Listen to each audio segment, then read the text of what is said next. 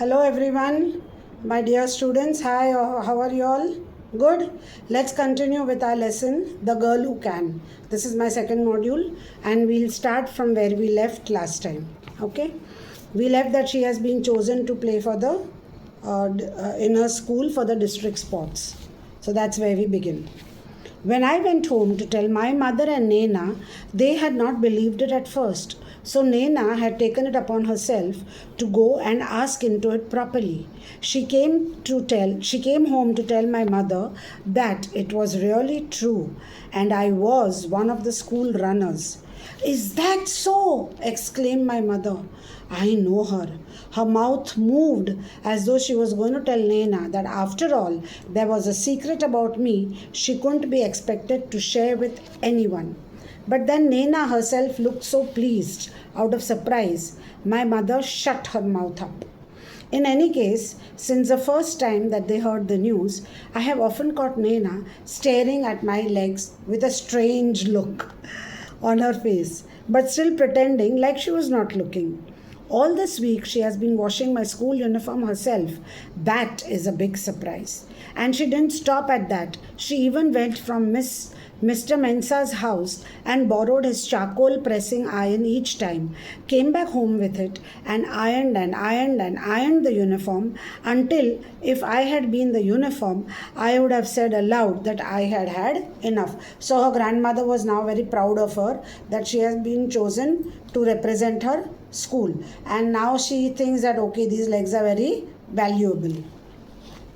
Wearing my school uniform this week has been very nice. At the parade, the first afternoon, it caught the rays of the sun and shone brighter than everybody else's uniform. I am sure Nena saw that too and must have liked it. Yes, she has been coming into the town with us every afternoon of the district sports week. Each afternoon, she has pulled one set out of fresh old clothes from the big brass bowl to wear. And those old clothes are always so stiffly starched. To be stiff means to be difficult to bend. So they are so stiffly starched that they would not bend. You can hear the cloth creak when she passes by. But she walks behind us school children as though she was on her own to some place else. So she didn't want to be with the school children. She was behind them. Maybe she didn't want to interrupt their fun, that they were all the same age and they were enjoying. So let them enjoy.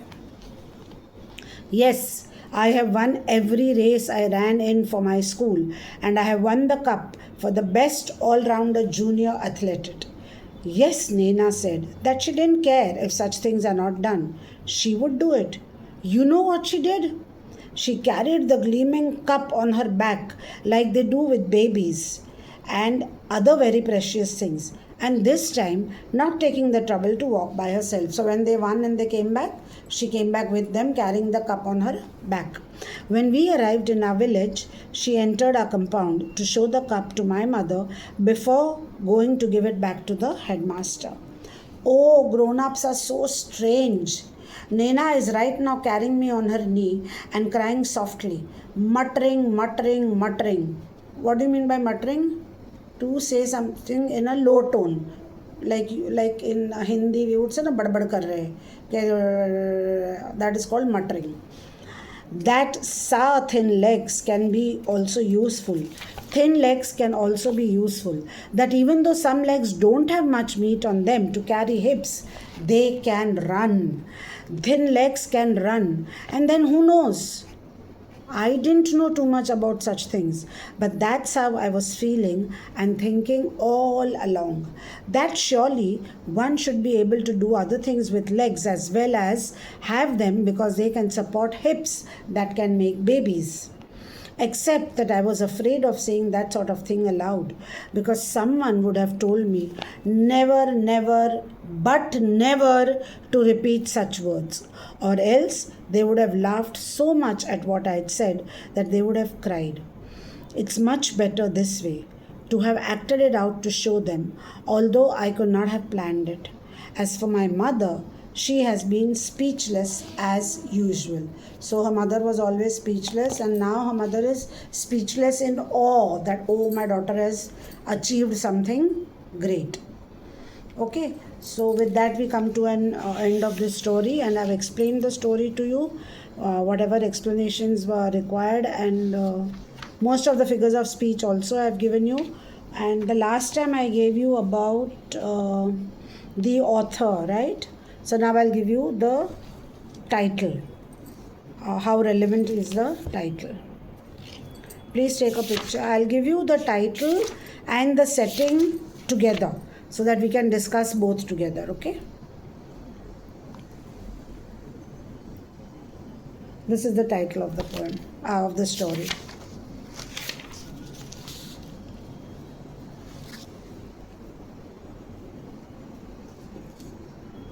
This is the setting. Okay, so let's read it. It's very simple. You'll understand easily. The title, of course, about the girl who can means it's a very justified title, because ultimately she is writing about herself and telling that even though I cannot bear babies, I can do other things which are important enough. Please remember that she was the education minister of the country, of her village. The title is apt and suggestive, as the entire story revolves around a 7-year-old girl at Joa, who is a victim of the societal constraints that a girl child has to endure. At Joa, the little protagonist is asked either to remain silent and not to repeat certain things, or is ridiculed by constant laughing of her own grandmother and community members. When Adjoa is selected to participate in the district sports meet, she informs her matrilineal family, where because we have seen that here she is only talking about her mother and her grandmother. So daughter, mother, grandmother. So it's a matrilineal family. This brings a drastic change in the attitude of her grandmother, who now tactily admires her and recognizes her worth. Thus the title, The Girl Who Can, is apt and justified. I've given it to you in very simple words, and I've explained the poem, the story. So now what about the setting? The setting of the story, you can read your notes, they're very simple. The story is set in a big village called Hazodzi in central region of Ghana, that is Africa. The setting is implied by reference, use of colloquial language and a conversational writing style. Sentences like, "You at Joa, you don't know what life is about. You don't know what problems there are in life," shows us that her mother and her grandmother have passed through tough times. An insight into the lifestyle of the people is seen through the reference of the small bathhouse they had behind their hut, or that they would have to take bath in the river in the evening. These references create an atmosphere of a pastoral life in a village. The compound in Adjoa's house serves as a final setting and constitutes the stage for the validation of Adjoa's achievements. So the entire setting is in that village of Hazodzi, which is in central region of Ghana, that is in Africa. Okay. Now we come to the style of the writing. The style of the writing, of course, is narrated in first person. By now you all will have learned the meaning of first person.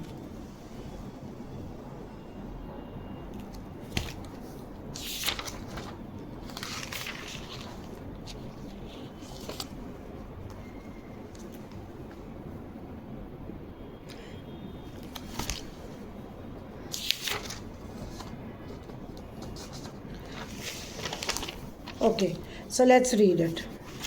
What is the style of writing? The story is narrated in first person by a 7-year-old protagonist called Adjoa. Although young, she has been portrayed as an observant. She has been portrayed as a person who is observant and intuitive. Intuitive means somebody who has strong intuitions. The child narrator makes the narration simplistic and appear real. Since the central conflict of the story surrounds the narrator and her imagined incapability to bear children because of her thin, long legs. So it is narrated in first person. It is a type of an oral storytelling. It is a short story written in an oral style. The very first line, inverted commas, they say I was born in Hazodzi, and it is a very big village in the central region of our country, Ghana. This sounds like an anecdote, as if somebody is telling a story. So the style is that of an oral storytelling. When you are telling a story to somebody, you use this method. Okay, so it's an anecdote orally recounted by the child narrator. Then we have juxtapositioning. What is a juxtapositioning? The story begins with the narrator's village, Hazodzi, and the rest of the African continent. So that is a juxtaposition that we have. One little village and the rest of the continent. The narrator says that Africa as a whole suffers from drought, whereas Hazdozi village stands out as a fertile oasis. So that is the juxtapositioning. This juxtaposition highlights the village's uniqueness. Now another contrast. So this is one thing that we have learned.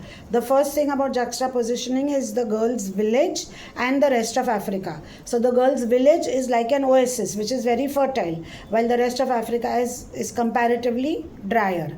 That is the first thing. And what is the second contrast? Another contrast in the story is when the narrator compares her mother's womb to the outside world. So she is in her mother's womb and she's comparing the atmosphere of the womb to the world outside. So what is the womb? I've written it in inverted commas because I picked it up from your textbook.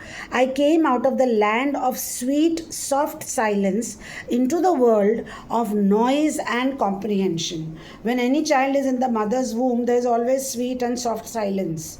And as soon as you come out into the world, there is all noise. In fact, as soon as a child is born, we have so many people coming to meet the child. And everybody wants to play with the child, talk with the child, make noise, talk with the mother, talk with the father, talk with everybody. So there's so much of noise. So this is the contrast, okay?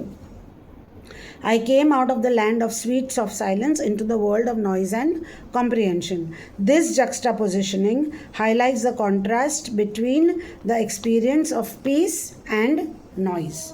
You all will also have experienced it at some time, no? If you have gone to see a small baby who is just born, a child, everybody wants to talk. Whereas a child has just come out from the world of silence. And in fact, the more silent you are in that place where the mother has just given birth, the newborn's memory becomes very sharp. That has been proved by our seers of the Sanatan Dharma, that if you maintain silence in the room where the child is born, then that child becomes very, very intelligent, and he is able to concentrate more because he or she is hearing nobody's voice but the voice of his parents only. And that develops his power of concentration. Okay, now we come to the theme. What is the theme?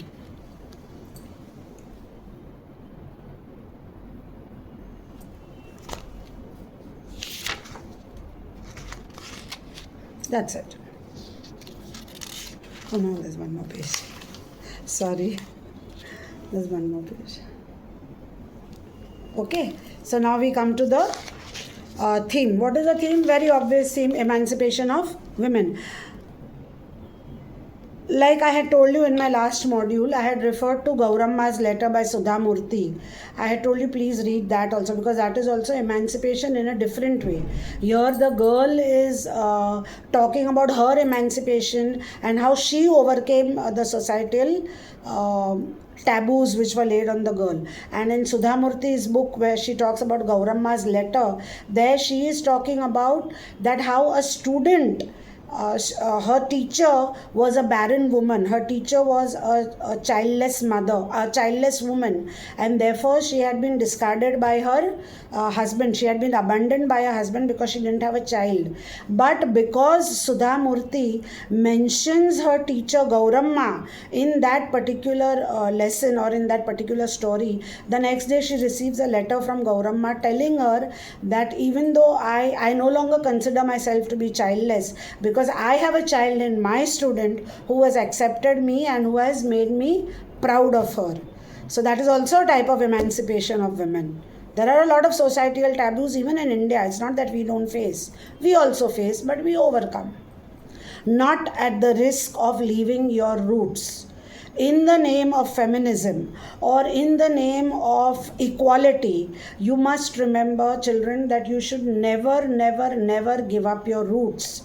If you have a particular culture, if you have particular religious rites and rituals to be followed, you must follow them to the comma and full stop, whether you like them or whether you don't like them. Just because that is your culture. Never give up your culture. In the name of freedom, don't become people who are beyond control. Never do that. That is my sincere advice to all of you all. So let's come to the theme. The story has an all-women household comprising of an Orthodox grandmother Nena, the voiceless mother Kea, and the protagonist girl child Adjoa. The matrilineal family of these three women has differences on the issue of Adjoa's legs, which are too thin and would render her a failure as a woman because she can't bear a child, because they would not be able to support strong hips required for childbearing. The grandmother's worry is rooted in her anxiety of the socio-cultural expectations from women. Her mother, however, wants Adjoa to go to school because she feels that her daughter can rise in life by getting formal education and acquiring knowledge for self-progress. By the end of the story, the three generations of women emerge as winners in their own right and feel a sense of pride, accomplishment, each in their own way at the success of Adjoa. Running. Now the second thing, what is the second theme which is good? The symbolism involved. Running symbolizes freedom, and with freedom comes the power of choice. So you get the power of your choice, and once you make your choice, stick to it at whatever cost. Running symbolizes freedom, and with freedom comes the power of choice, as the narrator possesses certain choices which her mother and grandmother did not have an access to. So the narrator had certain choices which her mother and grandmother did not have an access to, but she had that choice. Okay, Adjoa runs not only to build an identity as an athlete, but also to move away from the rigid strictures of her society. Thus, she runs towards optimism and a bright future by running away from a traditional and stereotypical past. So, we do not discriminate on the basis of gender, color, race, religion. That is not what we should discriminate against, but that also does not mean that you give up your cultural roots, because they are equally important. So with that, I come to an end of this beautiful story, which is called The Girl Who Can. So wish you all the best and study hard and practice your workbooks. Like I always tell you that you need to practice your workbooks, you need to practice writing, and as much as you write, the more your pen will be able to flow without you actually having to give a lot of thought. You should be ready with the points, that if this particular question is asked, what are the points I'm going to write? Once you memorize the points, you know the points. If you don't, then it's very easy for you to write the answer. So you don't have to think and think and think. You can just write the answers. Okay, so here's your English facilitator, Himangi, wishing you all a goodbye. Bye everyone.